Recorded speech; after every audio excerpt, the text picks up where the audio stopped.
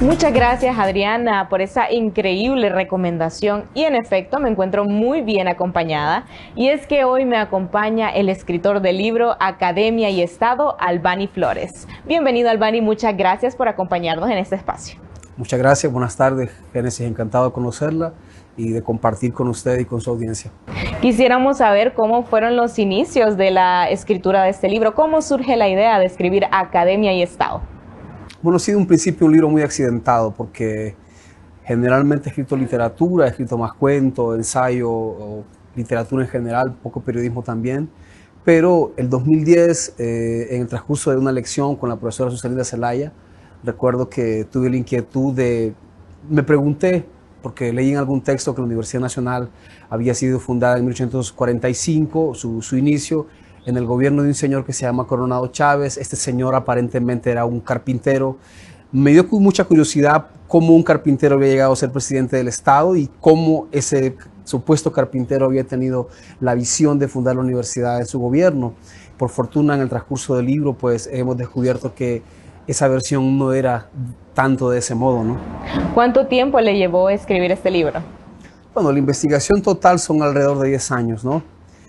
Trabajo de archivo, de hemerotecas, de documentación, de rastreo de fuentes, todo lo que un libro, un ensayo histórico implica, ¿no? Al menos un ensayo académico. Pero realmente estuve trabajando enteramente en él durante 7 años, hasta que el 2019, pues, la editorial universitaria de la universidad, pues, de la UNA, tuvo la delicadeza de publicar el ensayo, ¿no? 7 años, o sea, ¿cómo usted da con esas fuentes capaz para llegar a escribir todo un libro de historia? Sí, bueno, el trabajo de historiador es un trabajo detective, ¿no es cierto? El historiador primero se formula una pregunta, tiene una duda. Yo creo que hay un proceso lógico para hacer una investigación. En principio, toda investigación parte de una duda, ¿no? El investigador duda de algo que, si es una duda razonable, se convierte en una pregunta. Esa pregunta luego necesita ser contestada, de manera que toda investigación siempre es la búsqueda de dar respuesta a una pregunta que uno se ha planteado sobre algo que le inquieta, en este caso sobre la fundación de la universidad. Yo en ese momento no tenía idea de que esto iba a ser un libro, pensé que iba a ser más bien algún artículo, porque escribía yo en esos años muchos en la prensa. Sigo escribiendo temas culturales en la prensa, en el diario El Heraldo.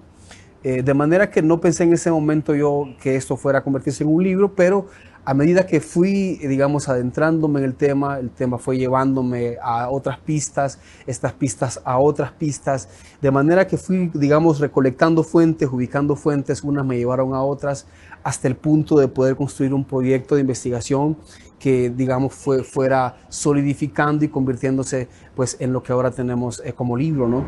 Claro, y qué tan difícil fue todo ese proceso de dar con todas estas pistas y todas estas fuentes, como decíamos anteriormente. Siempre es muy difícil, sobre todo porque nuestros archivos carecen de organización estricta, digamos, por una ausencia de políticas de archivo. Durante muchísimos años los escritores, la gente de la cultura, los historiadores hemos exigido una ley de protección de archivos, porque nuestros archivos están obviamente muy deteriorados, ¿no es cierto? El Archivo Nacional, que es nuestra fuente más directa de consulta, está en condiciones realmente, pues, despreciables, esa es la palabra, ¿no? Porque no hay ninguna política desde el Estado, pero tampoco no hay esfuerzos privados que, digamos, le otorguen al Archivo Nacional una estructura lógica de fichaje, de organización, digamos, de organización de épocas. Y estas dificultades que tiene el archivo, pues, van dificultando también el trabajo investigativo de los autores, ¿no es cierto? Entonces, además de eso, pues, digamos, las adversidades naturales que el país tiene para todos, ¿no? Lo social, lo económico, lo político, que siempre, pues, tiene un impacto, ya sea positivo o negativo, en cualquier quehacer al que uno se dedique, ¿no? Sí, claro, y definitivamente eso muchas veces limita a muchos historiadores capaz a buscar ese tipo de información. Usted nos mencionaba anteriormente que partió de la literatura, de la escritura de poemas. Cuéntenos, ¿cómo es esa transición de la escritura de poemas a un libro de historia? Bueno, sí, ha sido, como le digo, muy accidentado de alguna manera, ¿no? Antes de ingresar a la universidad yo había escrito algunas cosas, era por supuesto adolescente. Comencé escribiendo poesía, porque pues la mayoría de escritores, no todos, pero la mayoría comenzamos así de alguna manera, nadie sabe exactamente por qué.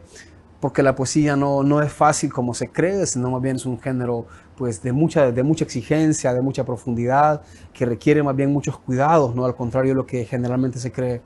Me gusta siempre decir que soy un escritor que estudió historia, ¿no? Y me gusta decir que soy un escritor que estudió historia para ser mejor escritor, en el sentido de que no quería escribir historias que fuesen únicamente de entretenimiento o, digamos, de esparcimiento para la gente, sino un poco contar a través de la literatura los grandes panoramas de Honduras, de un país, y además pues testimoniar la memoria histórica de nuestro país a través de cuentos o de novelas, ¿no? Como lectores, ¿qué podemos esperar de este libro, Academia y Estado? Bueno, mire, este es un libro que se publicó ya hace 5 años, se publicó a finales de 2019, después de un largo proceso editorial. También, pues lo que sé es que quedan últimos ejemplares de esta edición, que se va a reeditar también.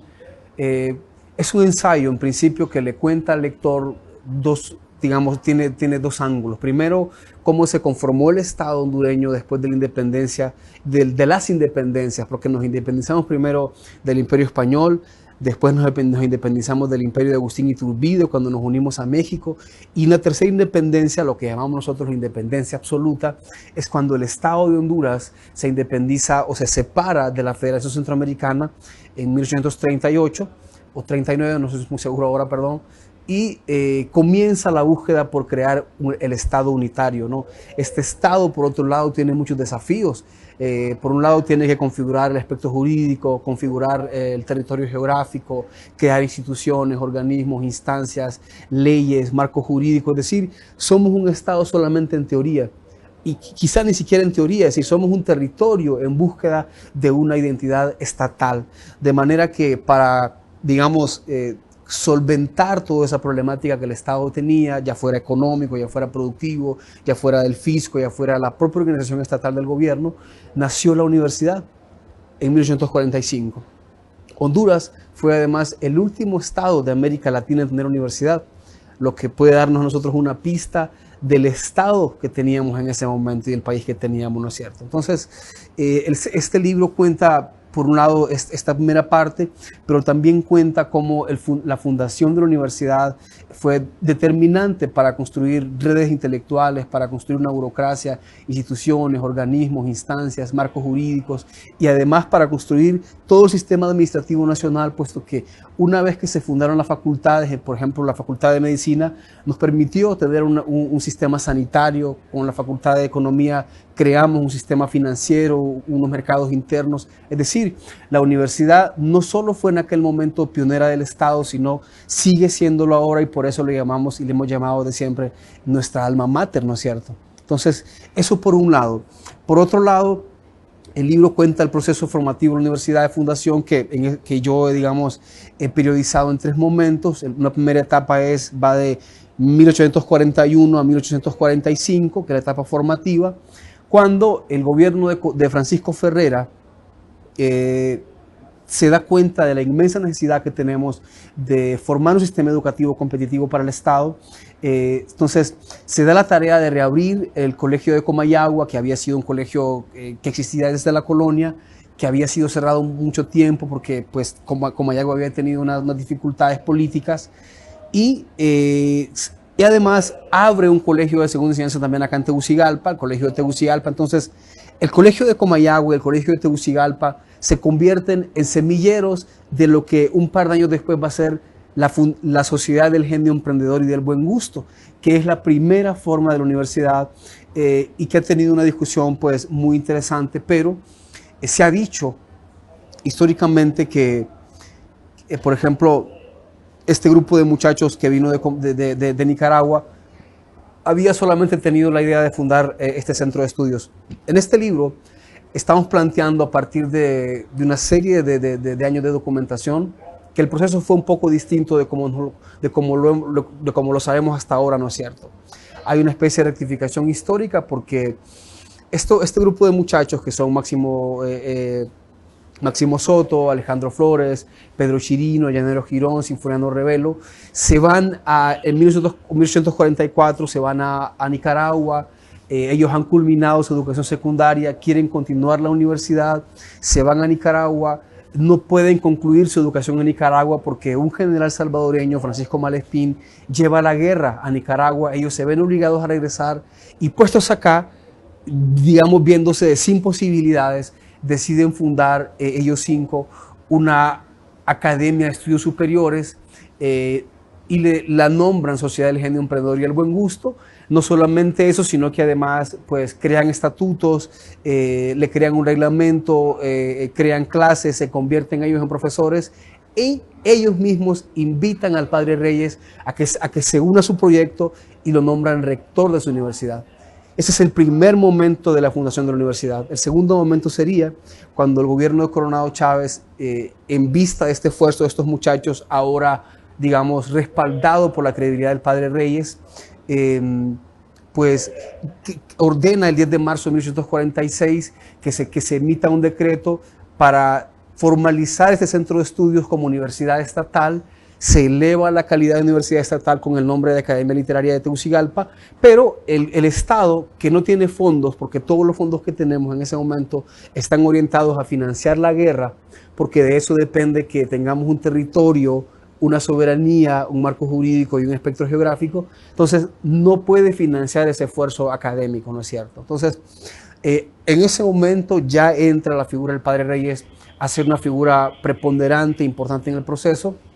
Aprovecha Reyes las buenas relaciones que tiene con la élite económica y política del país, siendo que Reyes es en ese momento la persona más influyente de la sociedad tegucigalpense, porque es muy interesante observar que aunque Tegucigalpa no era en ese momento la capital del estado, la universidad se funda en Tegucigalpa y no en Comayagua, puesto que Tegucigalpa, aunque no era la capital, sí era ya la ciudad económicamente más importante. Entonces, esas relaciones del padre Reyes le permiten que un tiempo después, pues después de mucho trabajo, el 19 de septiembre de 1847, esta universidad que había sido iniciada por estos muchachos, que había sido transformada por el gobierno de Coronado Chávez, se oficialice como universidad al servicio del Estado. Digamos que el gran debate alrededor de este libro estos años ha sido sobre si yo defiendo que Reyes no es el fundador de la universidad. El libro básicamente no dice que Reyes no es el fundador de la universidad. Lo que el libro defiende es que Reyes no es el único fundador de la universidad, que hay un grupo de muchachos que todos sabemos que fueron los fundadores, pero que hasta el día de hoy no les hemos hecho las honras ni les hemos dado el mérito que les corresponde. Tanto es así que decimos que la universidad se fundó el 19 de septiembre de 1847 y obviamos todo el proceso previo que le permitió a esa universidad ser lo que fue en ese momento, ¿no es cierto? Entonces, lo que Reyes hizo no fue fundar la universidad como tal, sino oficializar jurídicamente, en compañía con Juan Lindo, una universidad que ya existía como tal. Yo creo que una de las pruebas que respalda esta teoría es que es una pregunta que yo hago en el ensayo, porque decimos que la universidad se fundó, yo digo que se oficializó, pero la historia oficial dice que se fundó el 19 de septiembre y dice que el 20 de septiembre, un día después, esa universidad graduó a su primer egresado, Sinforiano Robelo, que era bachiller en Filosofía y Letras. Entonces, mi pregunta es si esa universidad servía carreras de un día. Claro que no. Significa que esa universidad ya lo era como tal desde el 14 de diciembre de 1845, cuando fue iniciada por este grupo de muchachos. Qué increíble y qué interesante. Creo que es información que como estudiantes deberíamos conocer. Por ende es muy importante que como estudiantes también adquiramos este libro. ¿Dónde podemos encontrarlo? Bueno, el libro puede adquirirse aquí en la librería universitaria, creo que también en la editorial universitaria. En la universidad está seguro. Bueno, para finalizar, Albani, una invitación a nuestros televidentes para que adquieran este libro.